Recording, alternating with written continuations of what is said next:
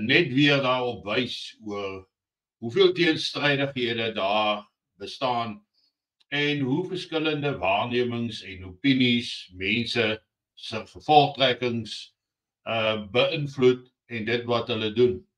So het ene Barry Verviers vir my aangevat in die kommentare deur te sê dat ek voorspel al dat Rusland vir 3 jaar die oorlog in Oekraïne gaan wen en of ek nou net soos Putin moet erken dat ons Oekraïne onderskat het. Nou Barry, dit is eintlik net mooi die teenoorgestelde van dit wat waar is en dit wat gebeur het in Oekraïne. As jy gisteraand se bosberaad saam gekyk het, sou jy dan ook gemerk het dat daar aansienlike gevegte plaasvind en dat Rusland reg oor die front besig is om inderdaad te wen. Gistermiddag het Jim Ferguson die volgende geplaas. Dan sê hy daar Putin eis nou dat Oekraïne oorgee of hulle moet hulself gereed maak